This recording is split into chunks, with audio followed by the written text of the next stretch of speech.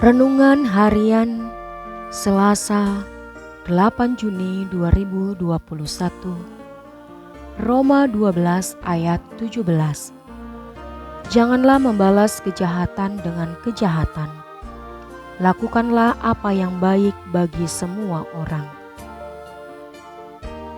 Firman Tuhan ini mengingatkan kita agar tidak membalas kejahatan dengan kejahatan. Mengapa demikian?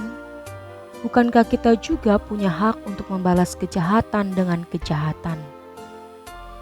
Memang benar, tetapi Tuhan Yesus sendiri telah memberikan teladan bahwa Ia tidak membalas kejahatan dengan kejahatan.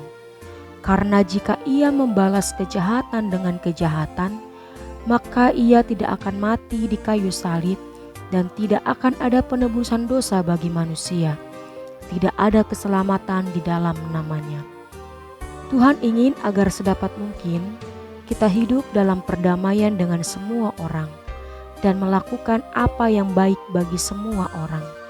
Tuhan Yesus sendiri berkata bahwa berbahagialah orang yang membawa damai karena mereka akan disebut anak-anak Allah.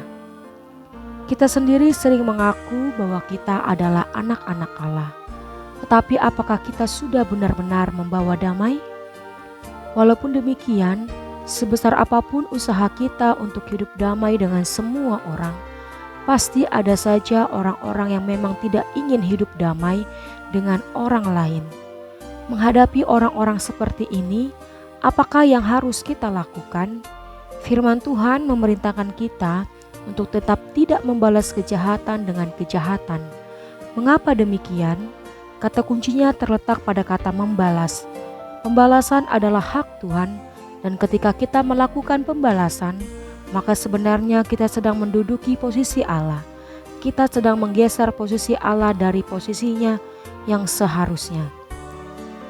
Oleh karena itu, justru kita harus membalas kejahatan dengan kebaikan.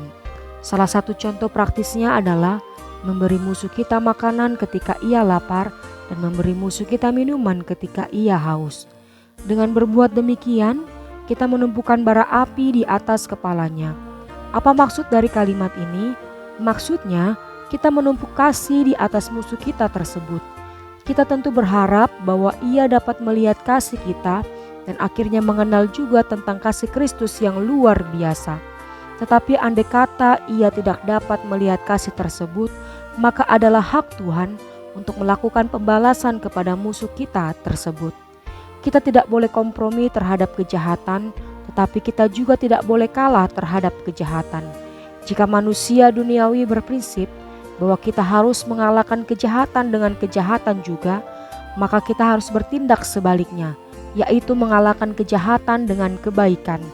Dan hanya Tuhan saja yang mampu membuat kita melakukan hal tersebut. Adakah kita saat ini sedang menerima kejahatan dari orang lain? Maka serahkanlah segala sesuatunya kepada Tuhan, sementara kita tetap berbuat kebaikan. Sebab pada saatnya nanti Tuhan pasti akan membalas kepada orang itu dan kepada kita menurut apa yang kita lakukan. Amin. Tuhan memberkati.